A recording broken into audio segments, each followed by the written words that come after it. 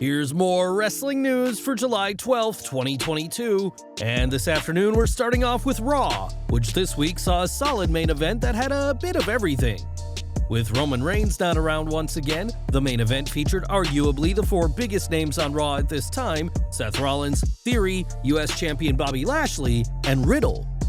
In a tag match pitting the heels against the faces, the match was certainly worthy of the main event spot, but it was the surprise return of Dolph Ziggler that had fans talking. Just as Theory was setting up Riddle, the show-off grabbed his feet, allowing Riddle the chance to hit the RKO for the win. Ziggler then made his intentions clear by super-kicking Theory, making it clear that the Money in the Bank briefcase is in his sights. Ziggler has done nothing since losing the NXT Championship to Braun Breaker back in April, but it should hardly be a surprise that WWE is looking to the tested veteran to help elevate the young prospect. Whether WWE gives Ziggler what would be his second Money in the Bank briefcase, that's hard to say, but expect the show-off to use his years of experience to help the cocky Theory. One name not on Raw was Charlotte Flair, who hasn't been seen since WrestleMania Backlash on WWE TV, but now has a new collaboration outside the company. It was revealed this week that Charlotte has teamed with Rockford Collection for a new range of unisex rings, which have been unveiled. Perhaps most interesting is that Charlotte is working on the collaboration under her real name Ashley Fleer, and that the brand's website lists 6 Eminence rings ranging from $1,840 to $3,510. Charlotte later tweeted that this has been months of collaboration, and while it remains to be seen when she's back in a WWE ring, the former champion has kept busy during her hiatus. Ever since the post-WrestleMania edition of Raw, Kevin Owens has been obsessed with convincing fans that Elias and Ezekiel are the same person, but the angle has been put on hold as of late. Owens has recently gone down with an injury, one that kept him from facing Ezekiel in a Money in the Bank qualifier, and it'll be a while yet before we see him back in the ring. That's according to a report from Wrestling Observer Radio, who note that while Owens is said to be fine, he's expected to miss a few more weeks of action. During his hiatus, Owens has kept himself busy, recently appearing as a special guest during the NHL Draft.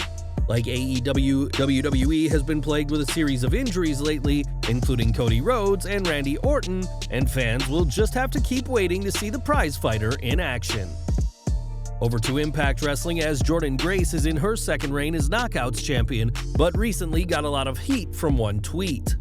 In the tweet, Grace spoke about Chris Benoit, arguing that the disgraced former world champion would not have been able to hang with today's generation of wrestlers. She said, "This is gonna be the coldest take I ever tweet on this app. I already know y'all gonna be mad. I don't think Benoit could 100% hang with most of the present-day wrestlers. He would not be able to remember matches. Also, may he burn in hell. Amen." Benoit was considered one of the greatest wrestlers of his day, though of course his heinous final acts overshadow that, and Grace received a lot of negative responses from those who felt the tweet was inappropriate. Now Grace is back on Twitter and reflected on her initial comments, saying that she made an irresponsible and unnecessary tweet, which she later called completely thoughtless. Grace added that she has spoken to those who knew Benoit, including his remaining son David, Chavo Guerrero, and Chris Jericho, who are supporting her in the decision to fundraise for the Concussion Legacy Foundation. Addressing her tweet again, Grace said she never intended to add on to the suffering people have already gone through, and her partnership with the CLF is her attempt to squeeze a positive out of a negative situation she's created. One person who didn't appreciate this apology is Sandra Toffoloni, the sister of Nancy Benoit and sister-in-law of Chris, who said that she has been trying to ignore the pain of what has happened for years. Sandra called the situation Groundhog's Day, referencing the Bill Murray film where his character has to relive the same situation time after time. Grace has already donated $5,000 of a $20,000 goal, and while she may feel strongly about Benoit and how he would have fared in the current industry, she'll think twice next time she tweets about the ex-wrestler. Last month, Vince McMahon stepped down from his role as CEO and chairman of WWE due to the ongoing investigations into his alleged behavior. The allegations against Vince are incredibly serious, as he is reported to have paid $12 million to silence 4 women. In at least one case, McMahon is alleged to have coerced a female wrestler into oral sex, only to demote her when they refused further advances, but not everyone is too concerned. While speaking on the True Jordynne podcast, Chris Jericho claimed that McMahon is just a dude and that his actions aren't too out of the ordinary. Vince is just the lad at heart. He's just and yes, he's very intimidating, and he's a billionaire, and he's, the creator of this massive, iconic company. But deep down, he's just a dude that likes to hang out, likes to joke, and likes to drink. He's surrounded by yes men, as most guys in that position are. He doesn't want yes men, and I had a really good relationship with him. Jericho has also said that he doesn't expect McMahon to lose his role as WWE CEO and chairman, which he has temporarily stepped down from. McMahon has vowed to respect the results of the investigation, even if it costs him his role in the company, but for as far as Jericho is concerned, the chairman's actions are just an example of boys will be boys. This Saturday will mark exactly 2 months since Sasha Banks and Naomi walked out of WWE, citing differences with the planned main event for the May 16th Raw.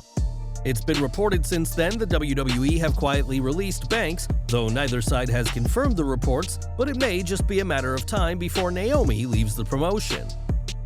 On Twitter, former WWE superstar Lindsay Dorado asked Naomi when they're going to work together next, and the former SmackDown Women's Champion replied ASAP. Of course, Naomi won't be able to work with Dorado if she stays in WWE, so it's clear that she wants to leave the promotion as soon as she possibly can. It's been reported that Naomi's contract with WWE expires this year, and after this latest tweet, it appears the Glow won't be signing a new deal, even if WWE offers her one at all. Now, when Scott Hall died in March of this year, he left a huge void in the world of pro wrestling, with many people left absolutely heartbroken. Few people, if any, were more devastated than Hall's best friend Kevin Nash, who has shared some of the details from the bad guy's final moments.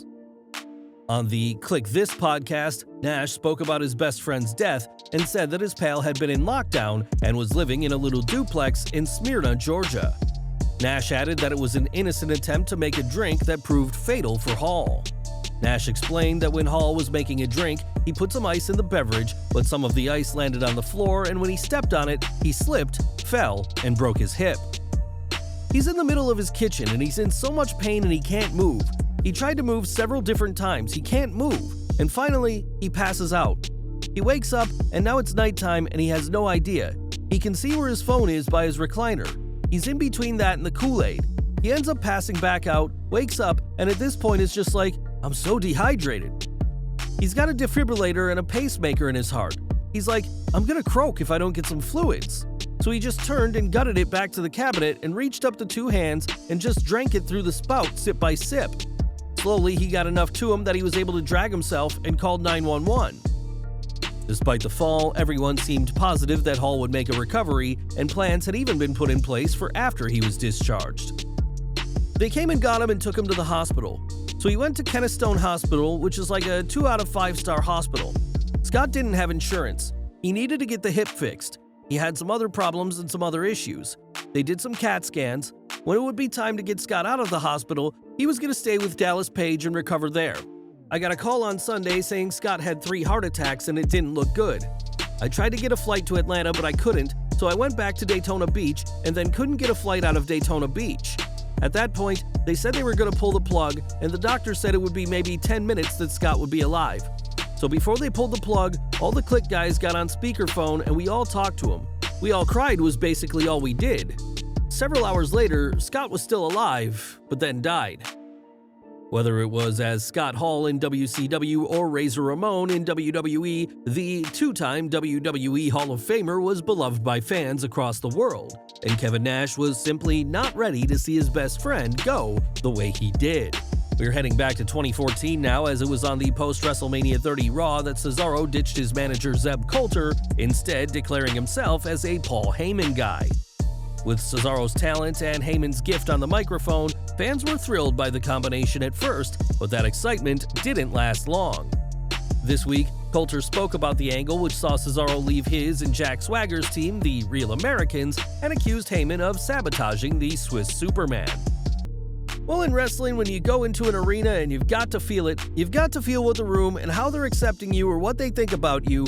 And they like these 2 guys. Even though I was the heat magnet for them, they like Swagger and they like Cesaro together. Both guys about 6'5" strong, and then I show up at TV one day and they put him with Heyman, and I asked one of the agents and I said, why? And I never doubted anything really. I was glad to be there, but I'm thinking, why would anybody make such a move? He's getting over. We're all getting over with this threesome here. Well, Vince, he wants to put him with Heyman, and I said, why? They said, Vince thinks he can get him heat. He was getting over with us, he really was, and they put him with Heyman, and then 3 weeks later they took him from Heyman because Heyman killed him too. The majority of Cesaro's run with Heyman saw Paul speak about Brock Lesnar, who had broken The Undertaker's WrestleMania streak, and had very little to say about his new client. Now Cesaro is in AEW and working under the name Claudio Castagnoli, where hopefully nobody will sabotage him in the way Coulter believes Heyman did. And we're ending today with Dark Side of the Ring, which has seen the team at Vice take on some of the seedier aspects of pro wrestling. The show ran for 3 seasons before their current pause, which many believed was a sign that there wouldn't be a 4th season, but that isn't the case. On the latest Wrestling Observer Live, Brian Alvarez said that a casting call has been put out for an episode all about Andy Kaufman. The casting call is pretty to the point, as it literally says when looking for the ideal actor must look like Andy Kaufman. Kaufman infamously feuded with Jerry Lawler in Memphis during the Territory days and even had it out on David Letterman's late-night talk show, and fans will soon get to learn more about their infamous feud in Dark Side of the Ring's long-awaited 4th season. Well guys, that's our news for today. Please share your comments below.